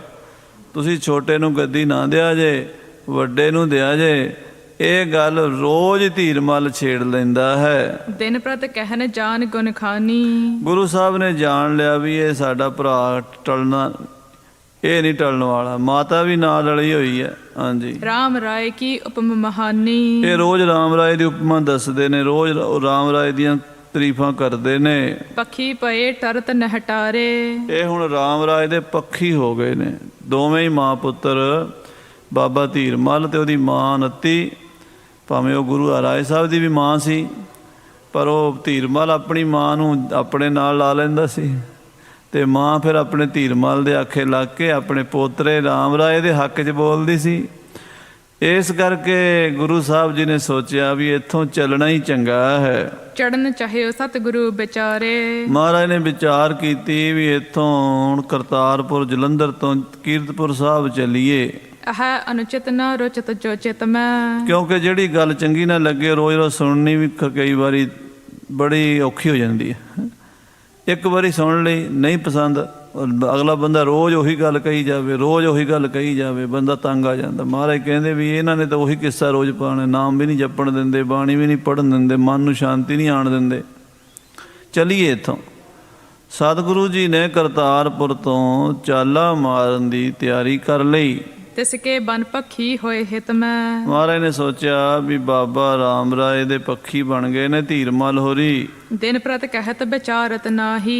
ਕਹਿੰਦੇ ਰੋਜ਼ ਕਹਿੰਦੇ ਨੇ ਸਾਨੂੰ, ਅਸੀਂ ਸਮਝਾਉਂਦੇ ਹਾਂ ਸਮਝਦੇ ਨਹੀਂ। ਮਾਤਾ ਜੀ ਵੀ ਨਾਲ ਰਲ ਗਈ ਹੈ ਅਤੇ ਵੱਡਾ ਭਰਾ ਹੈ ਅਤੇ ਮਾਂ ਹੈ। ਇਹਨਾਂ ਨੂੰ ਬਾਰ-ਬਾਰ ਨਾ ਕਰਨਿਆਂ ਵੀ ਜੀਅ ਨਹੀਂ ਕਰਦਾ। ਵੱਡਾ ਭਰਾ ਵੀ ਬੜਾ ਸਤਿਕਾਰਯੋਗ ਰਿਸ਼ਤਾ ਹੁੰਦਾ, ਮਾਂ ਦਾ ਰਿਸ਼ਤਾ ਤਾਂ ਫਿਰ ਬਹੁਤ ਹੀ ਪਵਿੱਤਰ ਹੁੰਦਾ। ਪਰ ਜੇ ਗਲਤ ਕੰਮ ਕਰਾਉਣ ਮਾਂ ਜਾਂ ਵੱਡਾ ਭਾਈ ਜਾਂ ਪਿਓ ਤੇ ਸਾਧੂ ਪੁਰਸ਼ ਕਰਦੇ ਨਹੀਂ ਹੁੰਦੇ। ਮਹਾਂਪੁਰਸ਼ ਉਹ ਹੁੰਦਾ ਜਿਹੜਾ ਸੱਚਾਈ ਦੇ ਰਾਹ 'ਤੇ ਤੁਰੇ। ਉੱਦਾਂ ਮਾਤਾ ਪਿਤਾ ਦਾ, ਭੈਣ ਭਾਈ ਦਾ ਸਤਿਕਾਰ ਕਰਨਾ ਉਹ ਬਹੁਤ ਵੱਡੀ ਚੀਜ਼ ਹੈ। ਪਰ ਜੇ ਹੁਣ ਕੋਈ ਖੂਜ ਸੁੱਟੇ ਅਤੇ ਉਹਦੇ ਆਖੇ ਲੱਗ ਕੇ ਖੂਜ ਥੋੜ੍ਹਾ ਛਾਲ ਮਾਰੀ ਜਾਂਦੀ ਹੈ। ਗੁਰਮਤਿ ਦੇ ਉਲਟਾਂ ਦੇ ਅਸੂਲ ਉਲਟ ਨਹੀਂ ਜਾ ਸਕਦੇ। ਗੁਰਮਤਿ ਦੇ ਅਸੂਲ ਜਿਹੜੇ ਨੇ ਉਹਨਾਂ 'ਤੇ ਪਹਿਰਾ ਦੇਣਾ ਪਹਿਲ ਹੈ। ਗੁਰੂ ਸਾਹਿਬ ਨੇ ਵਿਚਾਰ ਕੀਤੀ ਵੀ ਹੁਣ ਵੱਡੇ ਭਾਈ ਨੂੰ, ਮਾਤਾ ਨੂੰ ਰੋਜ਼-ਰੋਜ਼ ਕੌਣ ਜਵਾਬ ਦੇਵੇ। ਸ਼੍ਰੀ ਨਾਨਕ ਕੜਤਾ ਜਸਮਾਹੀ। ਇਹਦੇ ਵਿੱਚ ਗੁਰੂ ਨਾਨਕ ਸਾਹਿਬ ਜੀ ਦੇ ਘਰ ਦੀ ਵਡਿਆਈ ਘਟੇਗੀ। ਜੇ ਅਸੀਂ ਇਹਨਾਂ ਦਾ ਵਚਨ ਮੰਨਾਂਗੇ ਤੇ ਫਿਰ ਉਹਦੇ ਨਾਲ ਕਿੱਡਾ ਵੱਡਾ ਨੁਕਸਾਨ ਹੋਵੇਗਾ। ਜਿਹੜੀ ਗੁਰਤਾ ਦੀ ਗੱਦੀ, ਜੋਤ ਸਰੂਪੀ ਸਤਿਗੁਰਾਂ ਦੀ ਜੋ ਗੱਦੀ ਹੈ, ਉਹ ਜੋਤ ਨਾਲ ਹੀ ਬਣਦੀ ਹੈ। ਜੋਤ ਉਹਾ ਜੁਗਤ ਸਾਏ ਸਹਿ ਕਾਇਆ ਫੇਰ ਪਲਟੀ ਹੈ। ਜੋਤ ਨੂੰ ਇਹ ਸਮਝਦੇ ਨਹੀਂ, ਇਹ ਸਰੀਰ ਨੂੰ ਹੀ ਗੁਰੂ ਮੰਨੀ ਬੈਠੇ ਹੈ। ਹਾਂਜੀ। ਬੀਚ ਜਾਮਨੀ ਚਿਤਵਤ ਰਹੇ। ਮਹਾਰਾਜ ਰਾਤ ਨੂੰ ਸੋਚਦੇ ਰਹੇ। ਪ੍ਰਾਤ ਸੋਚ ਮੱਜਨ ਚਿਤ ਚਾਹੇ। ਅੰਮ੍ਰਿਤ ਵੇਲੇ ਸਵਾ ਪਹਿਰ ਰਾਤ ਰਹਿੰਦੀ 2-2:30 ਵਜੇ ਮਹਾਰਾਜ ਨੇ ਇਸ਼ਨਾਨ ਕੀਤਾ। ਬਿਦਤ ਸਭਿਨ ਮਹਿ ਸੁਨਤ ਉਚਾਰੀ। ਤੇ ਆਪਣੇ ਨਾਲ ਦੇ ਸੇਵਾਦਾਰਾਂ ਨੂੰ ਹੁਕਮ ਦੇ ਦਿੱਤਾ ਦੁੰਦਬ ਦੇਹ ਬਜਾਏ ਹੋਆ ਤਿਆਰੀ। ਕਿ ਦਿਨ ਚੜੇ ਹੀ ਨਗਾਰੇ ਚੋਭਾਂ ਲਾ ਦਿਓ, ਤਿਆਰੀ ਕਰ ਲਓ। ਸਾਰੀ ਫੌਜ, ਸਾਰਾ ਸਾਜੋ ਸਮਾਨ ਗੱਡਿਆਂ ਤੇ ਲੱਦੋ, ਆਪਾਂ ਚਾਲਾ ਪਾਣਾ ਹੈ। ਜੀਨ ਰੰਗਨ ਪਰ ਅਬ ਪਾਵਹ। ਮਹਾਰਾਜ ਕਹਿੰਦੇ ਘੋੜਿਆਂ ਦੇ ਕਾਠੀਆਂ ਪਾ ਲਓ। ਦਿਵਸ ਨ ਚੜ੍ਹ ਚੜਨ ਉਤਲਾਵਹ। ਸਾਰੀ ਫੌਜ ਦਿਨ ਚੜਨ ਤੋਂ ਪਹਿਲਾਂ ਇੱਥੋਂ ਤੁਰਨਾ। ਆਪਾਂ ਰਾਤ ਲੰਘਦੀਆਂ ਸਵੇਰ ਹੋਏਗੀ ਨਾ ਤੇ ਆਪਣਾ ਚਾਲਾ ਪੈ ਜਾਣਾ ਚਾਹੀਦਾ। ਇਮ ਕਹਿ ਆਪਣੇ ਸ਼ਸਤਰ ਅਨਾਏ। ਇਸ ਤਰ੍ਹਾਂ ਕਹਿ ਕੇ ਸਤਿਗੁਰੂ ਜੀ ਨੇ ਆਪਣੇ ਸ਼ਸਤਰ ਮੰਗਵਾਏ। ਕਰਾ ਚੋਲ ਤਰ ਕਸ਼ ਗਰ ਪਾਏ। ਮਹਾਰਾਜ ਸਤਵੇਂ ਪਾਤਸ਼ਾਹ ਬੜੇ ਜਵਾਨ ਸਨ ਤੇ ਬੜੇ ਸੁੰਦਰ ਸਨ। ਛੇਵੇਂ ਪਾਤਸ਼ਾਹ ਦੀ ਤਰ੍ਹਾਂ ਗੁਰੂ ਸਤਵੇਂ ਪਾਤਸ਼ਾਹ ਵੀ ਸ਼ਸਤਰ ਪਹਿਨਿਆ ਕਰਦੇ, ਗਾਤਰੇ, ਤਲਵਾਰ, ਢਾਲ, ਬਰਛਾ। ਸਤਵੇਂ ਪਾਤਸ਼ਾਹ ਨੇ ਆਪਣੇ ਸ਼ਸਤਰ ਸਜਾ ਲਏ। 100 ਪਾਲਨ ਕੋ ਜਾਮਾ ਫਬੈ। 101 ਕਲੀਆਂ ਵਾਲਾ ਚੋਲਾ ਮਹਾਰਾਜ ਜੀ ਪਹਿਨਿਆ ਕਰਦੇ। ਸਤਿਗੁਰੂ ਸਤਵੇਂ ਪਾਤਸ਼ਾਹ ਜੀ 100 ਕਲੀਆਂ ਦਾ ਚੋਲਾ ਪਹਿਨਿਆ ਹੈ। ਸੂਖਮ ਅਦਕ ਦਿਪ ਹੈ ਤਨ ਸਬੈ। ਬੜੇ ਬਰੀਕ ਸੂਖਮ ਕੱਪੜੇ ਦਾ ਚੋਲਾ ਹੁੰਦਾ ਸੀ, ਜਿਹਦੇ ਵਿੱਚੋਂ ਮਹਾਰਾਜ ਦਾ ਸਰੀਰ ਡਲਕਾ ਮਾਰਦਾ ਸੀ। ਕੱਟ ਸਨ ਦਿੜ ਲਪੇਟ ਪਟਲੀਨ। ਔਰ ਕਮਰ ਕਸਾ ਬੜਾ ਮਜ਼ਬੂਤ ਸੱਚੇ ਪਾਤਸ਼ਾਹ ਜੀ ਕਰਿਆ ਕਰਦੇ ਸਨ। ਕਮਰ ਕਸਾ ਕਰ ਦਿਓ ਦਿਖਾਈ, ਹਮਰੀ ਖੁਸ਼ੀ ਹੋਏ ਦਿਖਾਈ। ਕਮਰ ਕਸਾ ਸਾਧ ਸੰਗਤ ਜੀ ਸਰੀਰ ਨੂੰ ਵੀ ਤਿਆਰ ਬਰ ਤਿਆਰ ਰੱਖਦਾ ਹੈ, ਅਤੇ ਜੰਗ ਯੁੱਧ ਵਿੱਚ ਵੀ ਤੇ ਉਹਦਾ ਤੁਰਨਾ ਫਿਰਨਾ ਹੋਵੇ ਨਾ ਤੇ ਸਰੀਰ ਨੂੰ ਤਗੜਾ ਰੱਖਦਾ। ਸਤਿਗੁਰੂ ਜੀ ਨੇ ਕਮਰ ਕਸਾ ਕਰ ਲਿਆ ਹੈ। ਜ਼ੇਵਰ ਜਿਗਾ ਜ਼ਬਾਏ ਸ਼ਕੀਨ। ਔਰ ਸੀਸ ਤੇ ਕਲਗੀ ਤੋੜਾ ਜਿਗਾ ਮਹਾਰਾਜ ਨੇ ਸਜਾ ਲਿਆ ਹੈ। ਇਤਨੇ ਮਹਿ ਚੰਚਲ ਬਲਬਾਜੀ। ਜਦੋਂ ਗੁਰੂ ਜੀ ਤਿਆਰ ਬਰ ਤਿਆਰ ਹੋ ਗਏ, ਬਸਤਰ ਸ਼ਸਤਰ ਸਜਾ ਲਏ ਤੇ ਮਹਾਰਾਜ ਦਾ ਬਲੀ ਘੋੜਾ ਆ ਗਿਆ। ਆਵਤ ਮਨਹੁ ਕਰੇ ਨਟਬਾਜੀ। ਘੋੜਾ ਬੜਾ ਸੁੰਦਰ, ਬਹੁਤ ਹੀ ਚੰਚਲ, ਚੰਗੀ ਨਸਲ ਦਾ, ਜਿਹੜਾ ਧਰਤੀ ਤੇ ਪੈਰ ਨਹੀਂ ਸੀ ਲੱਗਣ ਦਿੰਦਾ। ਜਿਵੇਂ ਨਟਬਾਜੀਆਂ ਪਾਉਂਦੇ ਇਉਂ ਫੁੰਕਾਰੇ ਮਾਰਦਾ ਆਉਂਦਾ ਹੈ। ਚਾਮੀ ਕਰ ਕੋ ਜੀਨ ਸੁਹਾਵਾ। ਬੜੀ ਸੁੰਦਰ ਸੁਨਹਿਰੀ ਕਾਠੀ, ਸੋਨੇ ਦੀ ਕਾਠੀ ਪਾਈ ਉੱਤੇ। ਜਟਤ ਨਗਨ ਗਨ ਤੇ ਦਮਕਾਵਾ। ਔਰ ਕਾਠੀ 'ਚ ਨਗ ਜੜੇ, ਹੀਰੇ ਮੋਤੀ ਪੰਨੇ ਸਬਜੇ ਪੁਖਰਾਜ ਨੀਲਮ 9 ਰਤਨ ਜੜੇ ਹੋਏ ਹਨ। ਮਾਤ ਭਰਾਤ ਕੋ ਮਿਲ ਤਤਕਾਲਾ। ਮਹਾਰਾਜ ਸਵੇਰੇ ਸਵੇਰੇ ਆਪਣੀ ਮਾਤਾ ਨੂੰ ਮੱਥਾ ਟੇਕਣ ਚਲੇ ਗਏ। ਮਾਤਾ ਨੱਤੀ ਨੂੰ ਮਿਲੇ ਤੇ ਆਪਣੇ ਵੱਡੇ ਭਰਾ ਬਾਬਾ ਧੀਰਮਲ ਨੂੰ ਮਿਲੇ ਹਨ। ਤਰੰਗ ਅਰੂੜਨ ਪਏ ਉਤਾਲਾ। ਤੇ ਛੇਤੀ ਨਾਲ ਚੰਗਾ ਮਾਤਾ ਜੀ ਅਸੀਂ ਚੱਲੇ ਹਾਂ ਕੀਰਤਪੁਰ ਸਾਹਿਬ। ਚੰਗਾ ਭਰਾ ਜੀ, ਫਿਰ ਕਦੀ ਗੁਰੂ ਨੇ ਚਾਹਿਆ ਤੇ ਮੇਲ ਕਰਾਂਗੇ। ਮਹਾਰਾਜ ਨੇ ਬਹੁਤੀ ਲੰਮੀ ਚੌੜੀ ਨਹੀਂ ਗੱਲ ਕੀਤੀ, ਕਿਉਂਕਿ ਉਹਨਾਂ ਨੂੰ ਪਤਾ ਸੀ ਵੀ ਇਹਨਾਂ ਨੇ ਫਿਰ ਉਹੀ ਕਹਾਣੀ ਛੇੜਨੀ ਹੈ। ਤੇ ਜਿੰਨੇ ਨਹਾਤੇ ਉਹਨਾਂ ਪੁੰਨ ਚੰਗਾ, ਇੱਥੋਂ ਚੱਲੀਏ ਹੁਣ। ਸਤਿਗੁਰੂ ਜੀ ਕੀਰਤਪੁਰ ਸਾਹਿਬ ਤੋਂ ਘੋੜੇ ਤੇ ਸਵਾਰ ਹੋ ਗਏ। ਦੁੰਦਬ ਉੱਚੀ ਧੁਨ ਤੁੰਕਾਰਾ। ਹਾਂ, ਕਰਤਾਰਪੁਰ ਤੋਂ ਕੀਰਤਪੁਰ ਦੇ ਰਾਹ ਪੈਣਾ ਸੀਗਾ। ਕਰਤਾਰਪੁਰ ਤੋਂ ਮਹਾਰਾਜ ਨੇ ਚਾਲਾ ਮਾਰਿਆ, ਨਗਾਰੇ ਦੇ ਚੋਭਾਂ ਵੱਜ ਗਈਆਂ। ਚੜਨ ਗੁਰੂ ਸਭ ਕੇ ਸ਼ਰਤ ਡਾਰਾ। ਸਭ ਨੂੰ ਪਤਾ ਲੱਗ ਗਿਆ ਵੀ ਗੁਰੂ ਸਾਹਿਬ ਤਿਆਰ ਹੋ ਗਏ ਨੇ ਤੇ ਘੋੜੇ ਤੇ ਚੜ ਗਏ ਨੇ। ਚਮੂ ਤਿਆਰ ਤਤ ਛਿਨ ਹੋਏ ਆਈ। ਸਾਰੀ ਫੌਜ ਆਪਣੇ ਘੋੜਿਆਂ ਦੇ ਕਾਠੀਆਂ ਪਾ ਕੇ ਤਿਆਰ ਹੋ ਗਈ। ਜ਼ਰੀ ਨਿਸ਼ਾਨ ਚਲਤ ਅਗਵਾਈ। ਜਰੀਦਾਰ ਸੋਹਣੇ ਸੁੰਦਰ ਨਿਸ਼ਾਨ ਸਾਹਿਬ ਬੜੇ ਬੜੇ ਸੋਹਣੇ, ਉਹਨਾਂ ਦੇ ਫਰਲੇ ਝੂਲਦੇ ਅੱਗੇ ਜਾਂਦੇ ਹਨ। ਕੀਰਤਪੁਰ ਕੇ ਮਾਰਗ ਚਾਲੇ। ਕੀਰਤਪੁਰ ਸਾਹਿਬ ਦੇ ਰਸਤੇ ਤੇ ਚੱਲ ਪਏ ਹਨ। ਪਾਂਦਤ ਬੀਰਣ ਤਰੰਗ ਵਿਸਾਲੇ। ਔਰ ਸੂਰਮਿਆਂ ਦੇ ਘੋੜੇ ਪਹਿਲਾਂ ਪਾਉਂਦੇ ਨੇ, ਟੱਪਦੇ ਨੱਚਦੇ ਘੋੜੇ ਸੂਰਮੇ ਜਕਾਰੇ ਗਜਾਉਂਦੇ ਹੋਏ ਗੁਰੂ ਦੀਆਂ ਫੌਜਾਂ। ਜਿਵੇਂ ਸਾਧ ਸੰਗਤ ਜੀ ਅੱਜ ਦੇਖੋ ਦਿੱਲੀ ਦੇ ਵਿੱਚ ਮਹਾਰਾਜ ਸੱਚੇ ਪਾਤਸ਼ਾਹ ਜੀ ਨੇ, ਕਲਗੀਧਰ ਪਾਤਸ਼ਾਹ ਨੇ ਐਸਾ ਕ੍ਰਿਸ਼ਮਾ ਵਰਤਾਇਆ ਹੈ ਵੀ ਸਾਰੇ ਪਾਸਿਓਂ 'ਚ ਦਿੱਲੀ ਘੇਰੀ ਗਈ ਹੈ। ਤੇ ਗੁਰੂ ਦੀਆਂ ਲਾਡਲੀਆਂ ਫੌਜਾਂ, ਸ਼੍ਰੋਮਣੀ ਪੰਥ ਅਕਾਲੀ, ਬੁੱਢਾ ਦਲ, ਤਰਨਾ ਦਲ, ਦਲ ਬਾਬਾ ਬਿਧੀ ਚੰਦ ਜੀ, ਗੁਰੂ ਨਾਨਕ ਦਲ, ਮੜੀਆਂ ਵਾਲੇ ਮਹਾਂਪੁਰਸ਼, ਕਿੰਨੀਆਂ ਫੌਜਾਂ ਅੱਜ ਦੇਖੋ ਦਿੱਲੀ 'ਚ ਉਤਰੀਆਂ। ਥਾਂ ਥਾਂ ਤੇ ਖਾਲਸਾ ਹੀ ਖਾਲਸਾ, ਲੰਗਰ ਲੱਗੇ ਹੈ। ਪੰਜਾਬ ਦੇ ਗੱਭਰੂ ਨੌਜਵਾਨ, ਭਾਵੇਂ ਉਹ ਕੇਸਾ ਧਾਰੀ ਹੈ ਭਾਵੇਂ ਸਹਿਜ ਧਾਰੀ ਹੈ, ਸਭ ਸਿੱਖੀ ਦੇ ਜਜ਼ਬੇ ਨਾਲ ਭਰ ਗਏ। ਇਹ ਗੁਰੂ ਸਾਹਿਬ ਜੀ ਦੀ ਕਿਰਪਾ ਹੀ ਹੈ। ਗੁਰੂ ਆਪਣੀ ਕਲਾ ਬੁਝਣ ਨਹੀਂ ਦਿੰਦਾ, ਆਪਣੀ ਜੋਤ ਜਗਾ ਕੇ ਰੱਖਦਾ, ਭਾਵੇਂ ਉਹ ਕਿਸੇ ਰੂਪ 'ਚ ਜਗਾਵੇ। ਕਿਸੇ ਨੂੰ ਚਿੱਤ ਚੇਤਾ ਹੈ ਸੀ ਵੀ ਇੱਦਾਂ ਵੀ ਹੋਵੇਗਾ। ਕਈ ਬਜ਼ੁਰਗ ਕਹਿੰਦੇ ਵੀ ਸਾਡੀ 80-80 ਸਾਲ ਉਮਰ ਹੋ ਗਈ, ਅਸੀਂ ਇਹੋ ਜਿਹਾ ਇਕੱਠ ਨਹੀਂ ਵੇਖਿਆ, ਇਹੋ ਜਿਹਾ ਜੋਸ਼ ਨਹੀਂ ਵੇਖਿਆ। ਇਹ ਗੁਰੂ ਨਾਨਕ ਸਾਹਿਬ, ਗੁਰੂ ਗੋਬਿੰਦ ਸਿੰਘ ਸਾਹਿਬ ਦੀ ਕਿਰਪਾ ਹੀ ਹੈ। ਉਹਨਾਂ ਦਾ ਜੋ ਬੀਜ ਬੀਜਿਆ ਹੋਇਆ ਸਿੱਖੀ ਦਾ, ਇਹ ਫਲੀਭੂਤ ਹੁੰਦਾ। ਸੋ ਜਿੱਥੇ ਮਹਾਰਾਜ ਸੱਚੇ ਪਾਤਸ਼ਾਹ ਜਾ ਰਹੇ ਨੇ, ਅੱਗੇ ਨਿਸ਼ਾਨ ਸਾਹਿਬ, ਨਗਾਰੇ, ਫੌਜਾਂ, ਜਿੱਥੇ ਪੁੜਾਂ ਕਰਦੇ ਨੇ ਉੱਥੇ ਪਿੰਡ ਵਸ ਜਾਂਦਾ, ਸ਼ਹਿਰ ਵਸ ਜਾਂਦਾ, ਲੰਗਰ ਲੱਗ ਜਾਂਦੇ ਆ, ਸੰਗਤਾਂ ਆਉਂਦੀਆਂ, ਕੀਰਤਨ ਹੁੰਦਾ, ਕਥਾ ਹੁੰਦੀ ਹੈ। 22 ਸਹਿਸ ਸੈਨ ਸਮਦਾਈ। 2200 ਘੋੜ ਸਵਾਰ ਮਹਾਰਾਜ ਦੇ ਨਾਲ ਤਿਆਰ ਹਰ ਵੇਲੇ ਰਹਿੰਦੇ ਆ। ਚਲੀ ਧੂਲ ਚੜ ਨਭ ਪਰਛਾਈ। ਸਾਧ ਸੰਗਤ ਜੀ, ਆਕਾਸ਼ ਨੂੰ ਘੋੜਿਆਂ ਦੇ ਖੁਰਾਂ ਨਾਲ ਧੂੜ ਉੱਡ ਕੇ ਅਸਮਾਨ ਨੂੰ ਚੜ ਗਈ ਹੈ। ਉਲੰਘ ਪੰਥ ਕੋ ਕੋਸ ਕਤੇਕ। ਕੁਝ ਮੀਲ ਤੁਰ ਕੇ ਸਤਿਗੁਰੂ ਜੀ ਉਤਰ ਪਰੇ ਪ੍ਰਭ ਜਲਦ ਵਿਵੇਕ। ਜਿੱਥੇ ਵੇਖਿਆ ਰਾਤ ਪੈਣ ਵਾਲੀ ਹੈ, ਸਤਿਗੁਰੂ ਜੀ ਉਤਰ ਪਏ ਨੇ, ਪੜਾਂ ਕਰ ਲਿਆ ਹੈ। ਸਕਲ ਬਹੀਰ ਸਿਵਰ ਕਹ ਕਾਲਾ। ਸਾਰੀ ਬਹੀਰ ਨੇ, ਸਾਰੀ ਫੌਜ ਨੇ ਡੇਰਾ ਲਾ ਲਿਆ, ਤੰਬੂ ਲਾ ਲਏ, ਘੋੜੇ ਲਾ ਦਿੱਤੇ। ਤ੍ਰਿਣਕਾਸ਼ਟ ਕੋ ਸੰਚ ਉਤਾਲਾ। ਘੋੜਿਆਂ ਵਾਸਤੇ ਘਾਹ ਪੱਠਾ, ਲੰਗਰ ਵਾਸਤੇ ਬਾਲਣ ਦਾ ਬੰਦੋਬਸਤ ਕੀਤਾ। ਆਪੇ ਹੀ ਸੰਗਤਾਂ ਲੈ ਆਉਂਦੀਆਂ ਸੀ। ਜਿੱਥੇ ਮਹਾਰਾਜ ਜਾਂਦੇ ਸੀ ਨਾ ਗੁਰੂ ਸਾਹਿਬ ਜੀ, 6ਵੇਂ ਪਾਤਸ਼ਾਹ, 7ਵੇਂ ਪਾਤਸ਼ਾਹ, 8ਵੇਂ ਪਾਤਸ਼ਾਹ, 9ਵੇਂ ਪਾਤਸ਼ਾਹ, ਫਿਰ 10ਵੇਂ ਪਾਤਸ਼ਾਹ, 5 ਪਾਤਸ਼ਾਹੀਆਂ ਰਾਜਸੀ ਠਾਠ 'ਚ ਰਹੀਆਂ, 5 ਪਾਤਸ਼ਾਹੀਆਂ ਫਕੀਰੀ ਠਾਠ 'ਚ ਰਹੀਆਂ, 5 ਪਿਆਲੇ, 5 ਪੀਰ, ਛਟਮ ਪੀਰ ਬੈਠਾ ਗੁਰ ਭਾਰੀ। ਜਿੱਥੇ ਮਹਾਰਾਜ ਦਾ ਪੁੜਾਂ ਲੱਗਦਾ ਸੀ ਨਾ, ਉੱਥੇ ਹੀ ਸੰਗਤਾਂ ਲੰਗਰਾਂ ਦੀਆਂ ਰਸਤਾਂ, ਬਸਤਾਂ, ਆਟੇ, ਦਾਲਾਂ, ਸਬਜ਼ੀਆਂ, ਦੁੱਧ ਦੇ ਘੜੇ ਭਰ ਕੇ, ਦਹੀਂ, ਇੱਦਾਂ ਘੋੜਿਆਂ ਲਈ ਘਾਹ ਪੱਠਾ, ਤੂੜੀ ਦਾਣਾ ਤੇ ਲੰਗਰ ਵਾਸਤੇ ਬਾਲਣ, ਜੋ ਵੀ ਸਮਾਨ ਸੰਗਤਾਂ ਹੀ ਲੈ ਆਉਂਦੀਆਂ ਸੀ ਇਲਾਕੇ 'ਚ। ਅੱਜ ਵੀ ਉੱਥੇ ਆਨੰਦ ਸ੍ਰੀ ਮਹਾਰਾਜ ਗੁਰੂ ਖਾਲਸੇ ਪੰਥ ਦੀ ਜਿੱਥੇ ਜਿੱਥੇ ਛਾਉਣੀ ਪੈਂਦੀ ਹੈ ਨਾ ਪੰਜਾਬ ਦੇ ਵਿੱਚ, ਉੱਥੇ ਸੰਗਤਾਂ ਹੀ ਸੇਵਾ ਕਰੀ ਜਾਂਦੀਆਂ। ਆਹ ਦਿੱਲੀ ਦੇ ਵਿੱਚ ਸਿੰਘ ਤੁਸੀਂ ਦੇਖ ਹੀ ਰਹੇ ਹੋ, TV ਦੇ ਉੱਤੇ ਰੋਜ਼ ਖਬਰਾਂ ਆ ਰਹੀਆਂ ਬਈ ਉੱਥੇ ਕੋਈ ਕਿਸੇ ਚੀਜ਼ ਦੀ ਕਮੀ ਹੈ।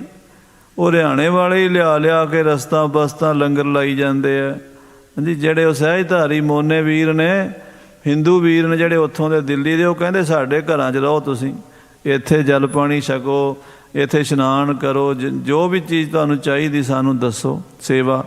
ਇੱਦਾਂ ਗੁਰੂ ਸਾਹਿਬ ਦਾ ਇਹ ਗੁਰੂ ਸਾਹਿਬ ਸਾਰਿਆਂ ਦੇ ਸਾਂਝੇ। ਗੁਰੂ ਸਾਹਿਬ ਦਾ ਧਰਮ ਜਿਹੜਾ ਖਾਲਸਾ ਜੀ, ਇਹ ਕਿਸੇ ਧਰਮ ਦਾ ਵੈਰੀ ਥੋੜ੍ਹਾ, ਬਲਕਿ ਧਰਮ ਦੇ ਤੇ ਅਸੀਂ ਮਿੱਤਰ ਹਾਂ, ਧਰਮ ਦੇ ਤੇ ਅਸੀਂ ਰਾਖੇ ਹਾਂ, ਤੇ ਧਰਮ ਨਾਲ ਵੈਰ ਕਿਵੇਂ ਕਰਾਂਗੇ। ਜਿਹੜਾ ਧਰਮ ਨਾਲ ਵੈਰ ਕਰਦਾ ਹੈ ਕਿਸੇ ਧਰਮ ਨਾਲ ਉਹ ਧਰਮੀ ਨਹੀਂ ਹੁੰਦਾ। ਆਖੋ ਸ੍ਰੀ ਵਾਹਿਗੁਰੂ।